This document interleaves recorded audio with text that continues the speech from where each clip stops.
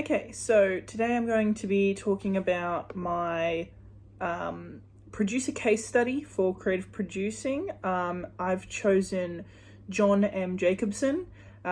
He's a Norwegian producer. He started work in 1983, but I'll get to that. I was reading the Norwegian Evening Post, and he was putting out a new TV show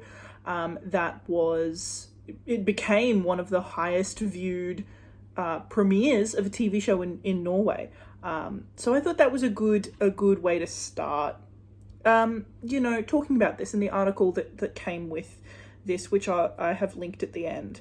So he's got 43 producing credits, spanning from 1983 to now. He's still putting things out even in old age. So I wanted to start by talking about his early career. At 15 years old, he worked at a local cinema. He got to know the manager really well, and the manager just noticed how he had such a passion for film. And then he worked at a warehouse for Universal Pictures in Oslo. And he really capitalized on his opportunities there. He met with a local film distributor, and they would have lunch together. He has said that he prefers the face-to-face instead of over the phone. The only time he uses his phone is to call people to have face-to-faces. So I think that gives him a bit of an edge in Norway, I suppose, that people just know him for being a real face-to-face kind of guy. So that first movie that he produced was Primavera Saga of Olev the Holy in 1983. It was like a Norwegian Monty Python. And apparently it was terrible. Even the Norwegian Evening Post said, "We will never see such a bad film again. It is unthinkable." So that's kind of where he started.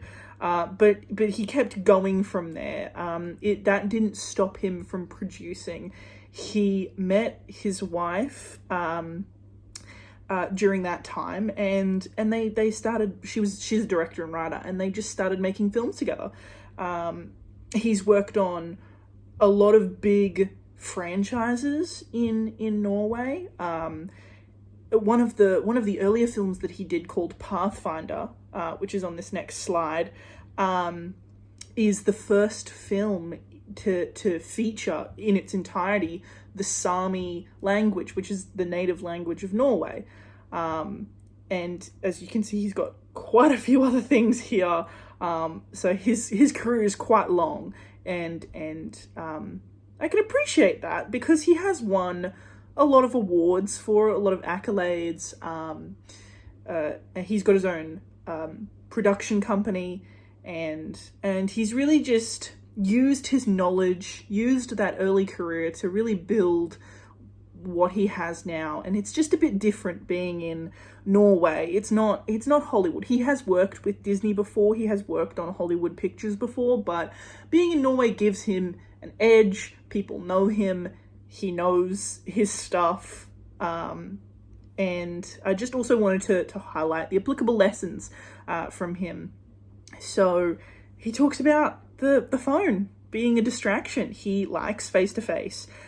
He feels most efficient when he's face-to-face with people. And he doesn't have a lot of regrets. He likes just focusing on the future, producing. That's where he's headed. He's a great example of someone who has a job and gets it done, but loves his job too.